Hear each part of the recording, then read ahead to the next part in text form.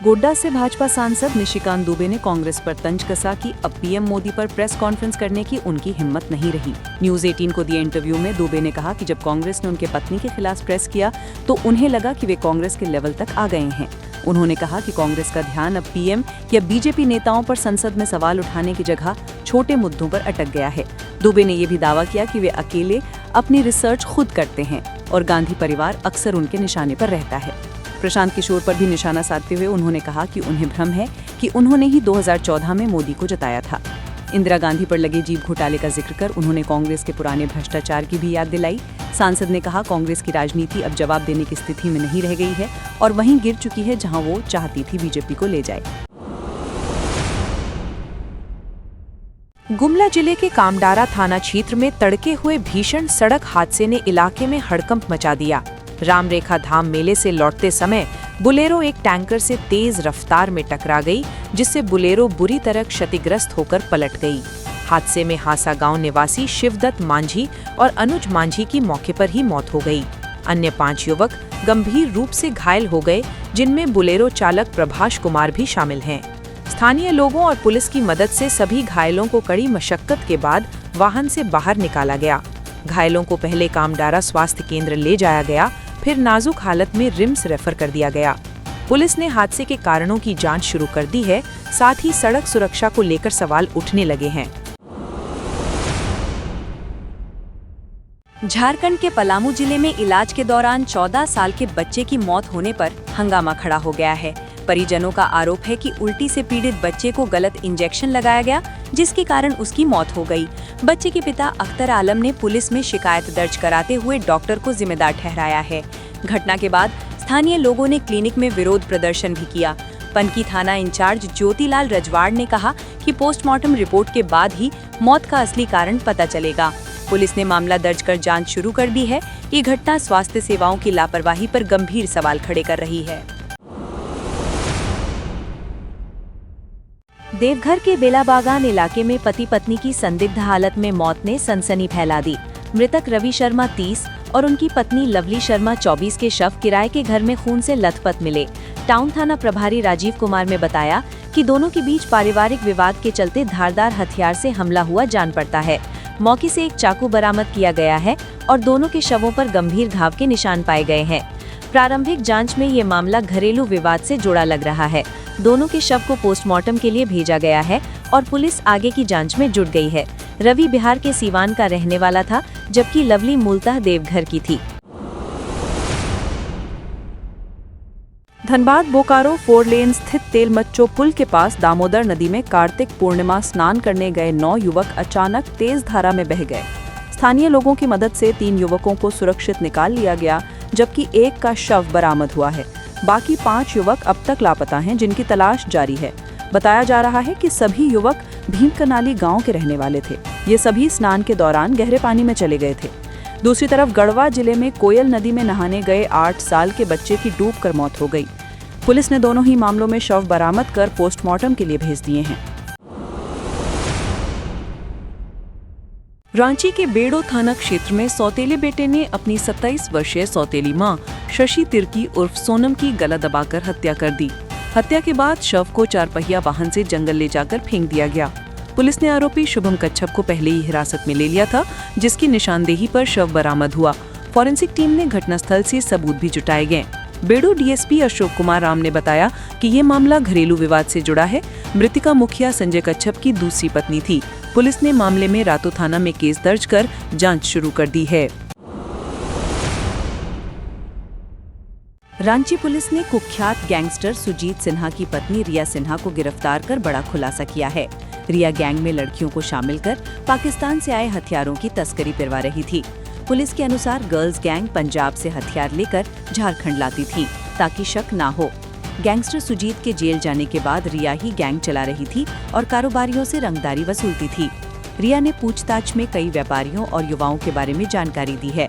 Police ने रिया सहित कई लोगों को हथियार, कार और मोबाइल के साथ पकड़ा है और 21 में से 10 विदेशी हथियार बरामद किए हैं। बाकी 11 हथियारों की तलाश जारी है।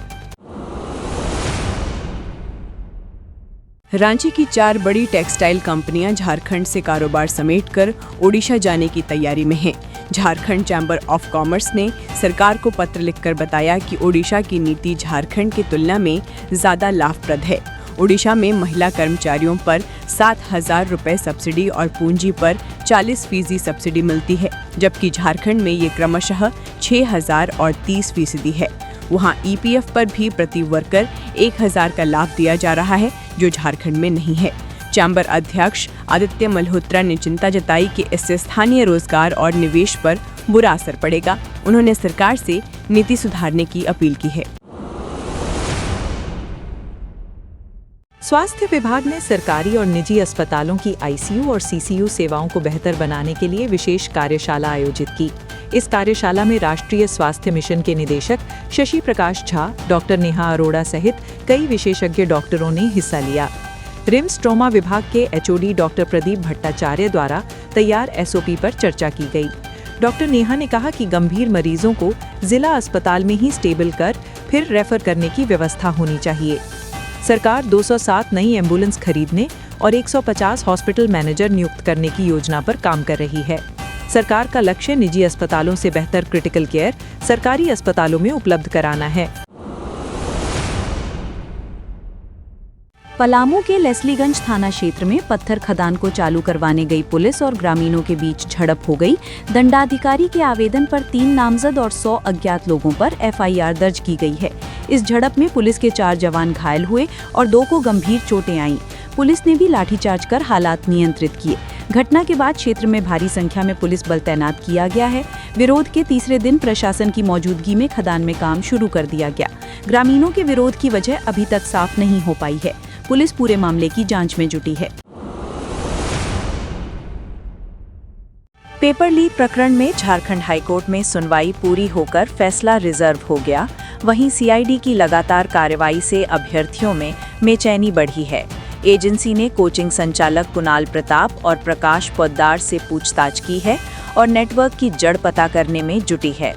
छात्रों का प्रतिनिधिमंडल राज्यपाल संतोष गंगवार से मिला और कहा कि जजमेंट तक अभ्यर्थियों को अनावश्यक रूप से न घसीटा जाए। छात्रों ने आशंका जताई कि जांच के बहाने निर्दोषों पर कार्रवाई हो सकती है, जिससे मानसिक दबाव बढ़ रहा है। राज्यपाल ने कानून सम्मत उपाय अपनाने और अदालत का दरवाजा खटखटाने की सलाह दी। उन्होंने भरोसा दिलाया कि सरकार और न्यायपालिका अभ्यर्थियों के हितों के प्रति संवेदनशील हैं। अब निगाहें कोर्ट के फैसले पर टिकी हैं, जो भर्ती प्रक्रिया का भविष्य तय करेगा। खूंटी सिमडेगा मुख्य मार्ग पर गुमला के कामडारा थाना क्षेत्र में तड़के बोलेरो टैंकर से टकरा गई, जिससे वाहन पलटकर क्षतिग्रस्त हो गया। हासा गांव के शिवदत्त मांझी और अनुज मांझी की मौके पर मौत हो गई, जबकि चालक प्रभाष कुमार सहित 5 युवक गंभीर रूप से घायल हुए। प्रत्यक्षदर्शियों के अनुसार बचाव में 2 घंटे की मशक्कत करनी पड़ी। घायलों को कामडारा CHC से प्राथमिक उपचार के बाद रिम्स रेफर कर दिया गया। पुलिस ने परिजनों को सूचित कर जांच शुरू की है। हादसा सुबह करीब 4:30 बजे पोपला बाजार के पास हुआ था। घटना ने सड़क सुरक्षा और रफ्तार नियंत्रण पर सवाल खड़े किए हैं। करमाटांड थाना क्षेत्र से 31 अक्टूबर को 2 युवकों के अपहरण के मामलों में पुलिस को बड़ी सफलता मिली है। आजाद अंसारी, शेरी अंसारी, समद अंसारी, शिवलाल मरांडी और अब्दुल हबीब को गिरफ्तार किया गया और देसी पिस्तौल, कारतूस, बोलेरो और मोबाइल बरामद हुए। गिरोह ने 50 लाख की फिरौती मांगी थी और दोनों नाबालिग पीड़ितों को अलग अलग जगह बंदी बनाकर रखा था। पुलिस ने गिरिडीह पुलिस की मदद से गिरोह का नेटवर्क उजागर किया। SP राजकुमार मेहता ने बताया कि गिरोह में 16 लोग शामिल थे। शेष की पहचान हो चुकी है। दोनों पीड़ित सुरक्षित हैं और न्यायिक प्रक्रिया के लिए आरोपियों को जेल भेजा गया। कार्रवाई से साइबर हब क्षेत्र में अपराधियों के हौसले पस्त हुए हैं।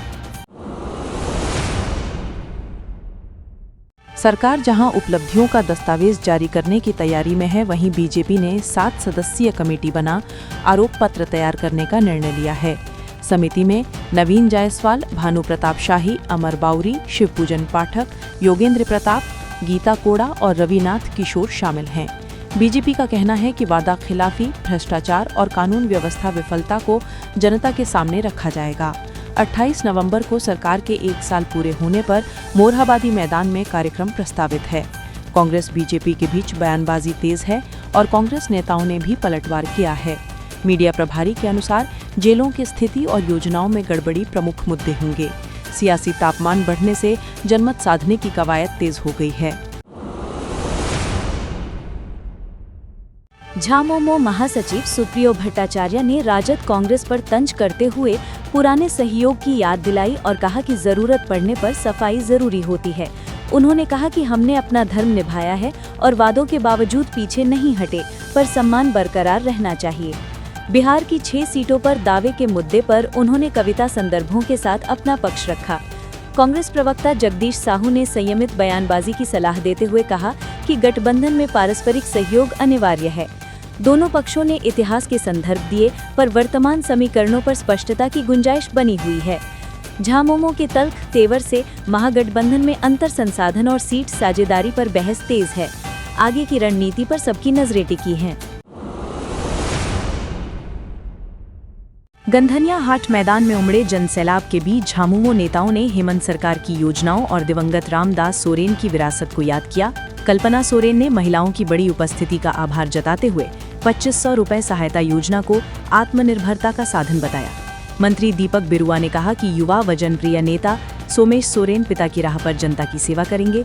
मंच पर महुआ मांझी, जोबा मांझी, सविता महतो सहित कई नेता मौजूद रहे। सभा में सुरक्षा व व्यवस्थाओं पर भी खास जोर दिखा। भीड़ के उत्साह से चुनावी हवा में पार्टी के आत्मविश्वास का संदेश गया। जनसंपर्क के अगले दौर की रूपरेखा भी साझा की गई। 27 अक्टूबर की शाम छठ घाट पर हुए विवाद में बीच बचाव कर रहे जवान अजय कुमार को गोली मार दी गई थी। एसआईटी ने धनबाद से बलराम तिवारी को देसी पिस्तौल, 3 कारतूस और घटना में इस्तेमाल बाइक सहित पकड़ा। पुलिस के अनुसार विवाद एक युवती को लेकर बलराम और अंकित मंडल के बीच शुरू हुआ था। अजय में थप्पड़ मारकर झगड़ा शांत कराने की कोशिश की तो आरोपी घर से पिस्तौल लाकर फायर कर भाग गया। वारदात के बाद इलाके में भारी आक्रोश के चलते 6 घंटे सड़क जाम रहा। गिरफ्तारी के बाद मामले में निर्णायक पेशरफ्त हुई है। पुलिस अब शेष कड़ियों और हथियार सप्लाई रूट की जांच कर रही है। 13 अक्टूबर को दर्ज एफआईआर के बाद एसडीपीओ नेतृत्व में बनी एसआईटी ने त्वरित कार्रवाई करते हुए दोनों को सकुशल बरामद किया। आरोपी ने स्वीकार किया कि वो 2013 से एक ट्रैवल कंपनी में काम करता है और साथियों के साथ छत्तीसगढ़ से दिल्ली आया था। रांची बस स्टैंड से दोनों लड़कियों को झांसा देकर साथ ले जाया गया और एक को पति पत्नी के रूप में कमरा लेने के लिए सिंदूर भर मजबूर किया गया। अशोक यादव द्वारा 20-30 हजार के लालच से काम कराने की कोशिश भी सामने आई। पुलिस टीम में महिला आरक्षी सहित अधिकारियों ने संयुक्त ऑपरेशन किया। आरोपी को अपहरण समेत संबंधित धाराओं में जेल भेजा गया। पीड़िताओं को काउंसलिंग और परिजनों के सुपुर्द करने की प्रक्रिया जारी है। जयराम महतो पार्टी प्रत्याशी रामदास मुर्मू के लिए सुबह से देर शाम तक लगातार जनसंपर्क कर रहे हैं।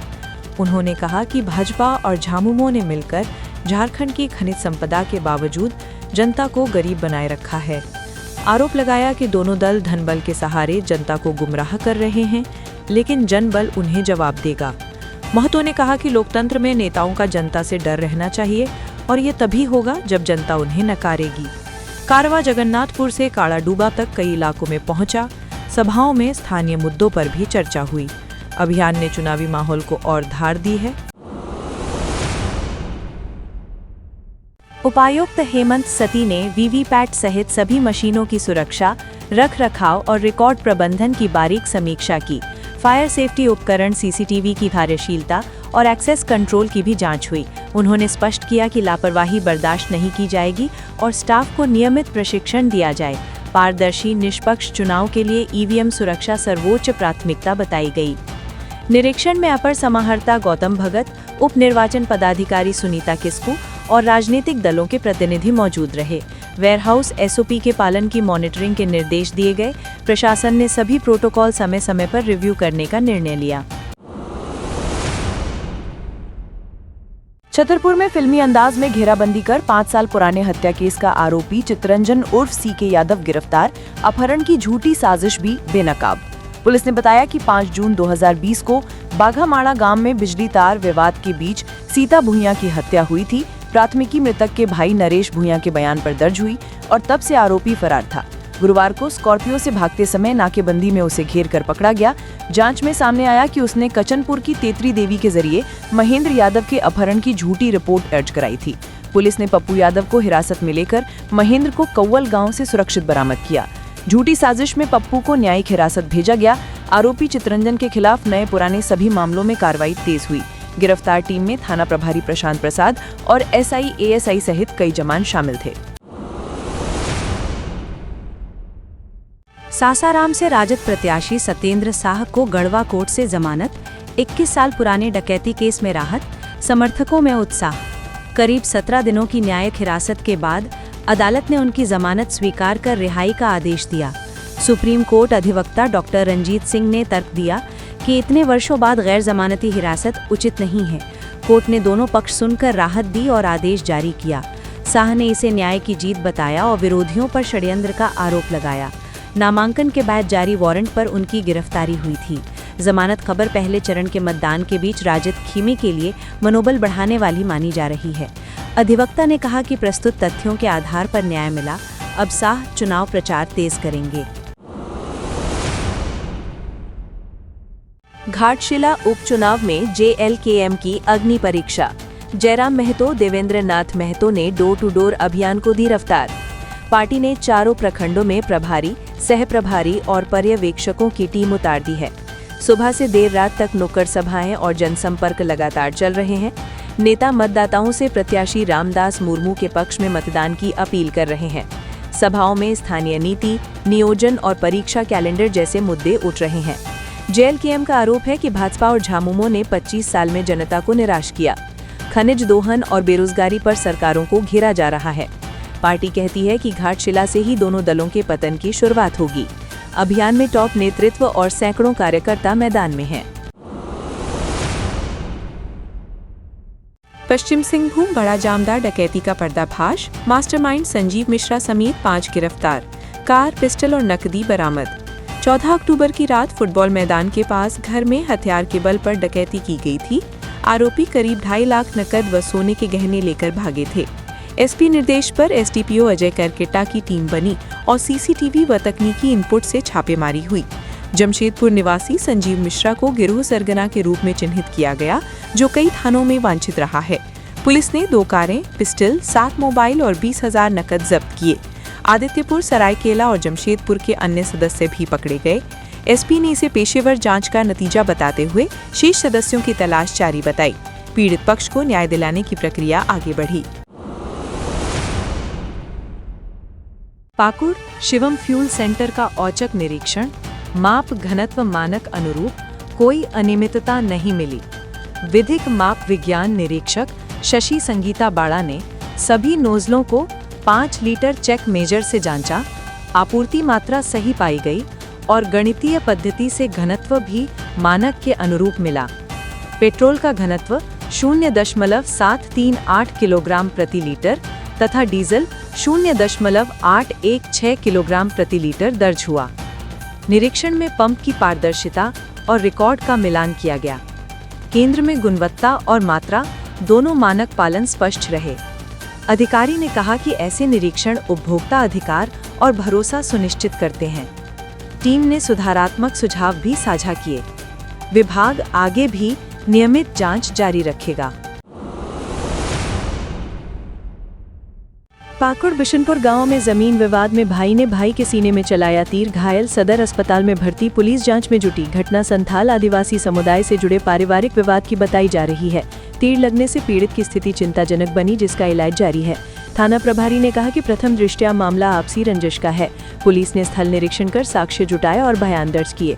आरोपित की तलाश और कानूनी कार्यवाही शुरू कर दी गई है। गांव में तनाव को देखते हुए सतर्कता बढ़ती जा रही है।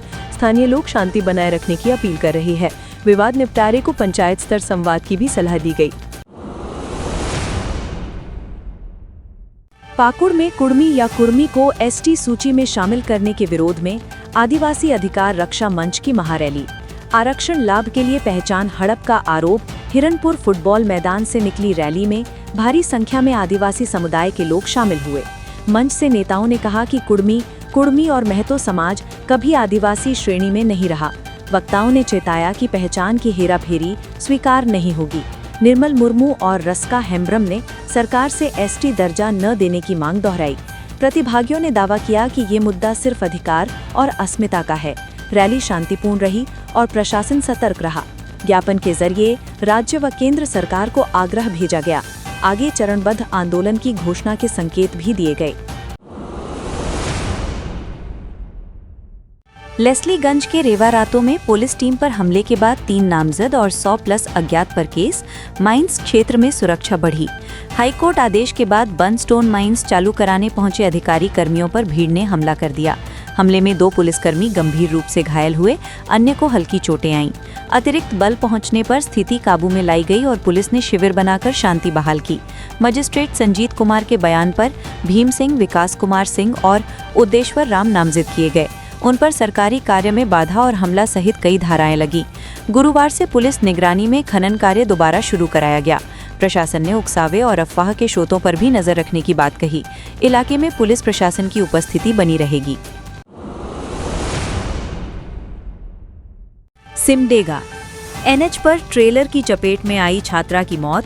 ग्रामीणों ने सड़क जाम कर स्पीड ब्रेकर और मुआवजे की मांग उठाई। आरसी मिडिल स्कूल जामपानी की छात्रा अनुजा सोरिंग सड़क पार करते समय तेज रफ्तार ट्रेलर से टकरा गई। टक्कर इतनी जोरदार थी कि छात्रा ने मौके पर ही दम तोड़ दिया। घटना से आक्रोशित ग्रामीणों ने एनएच जाम कर दिया। प्रशासनिक टीम और जनप्रतिनिधि मौके पर पहुंचे और समझाइश दी। तत्काल 10,000 रुपए की सहायता देकर जाम हटवाया गया तथा स्थायी समाधान का आश्वासन मिला। ग्रामीणों ने कहा कि इस स्थान पर दुर्घटनाएं बार बार होती हैं। स्पीड ब्रेकर, संकेतक और पुलिस गश्त की मांग दोहराई गई। इलाके में शोक व आक्रोश का माहौल है। गुमला पुलिस की ताबड़तोड़ कार्रवाई। हथियार लहराने, चोरी और अपहरण के 3 मामलों में 5 गिरफ्तार। एसपी ने समय पर सूचना देने की अपील की। पहले केस में फेसबुक पर हथियार लहराते 3 युवकों को पकड़कर जेल भेजा गया। वीडियो सामने आते ही पुलिस ने साइबर ट्रेल से आरोपियों की पहचान की। दूसरे केस में सदर क्षेत्र की चोरी में एक आरोपी धरा गया और उसके निशानदेही पर जेवर बरामद हुए। तीसरे केस में लापता 2 नाबालिगों के अपहरण में बिहार निवासी युवक को दिल्ली से पकड़ा गया। पीड़ितों की सुरक्षित बरामदगी कर काउंसलिंग कराई जा रही है। तीनों कार्यवाहियों से पुलिस का मनोबल बढ़ा और अपराधियों में संदेश गया। एसपी ने नागरिकों से अपराध रोकथाम के लिए तुरंत सूचना साझा करने की अपील की। जिले में सतत अभियान जारी रहेगा। आप देख रहे हैं झारखंड तक 24, आपका अपना चैनल।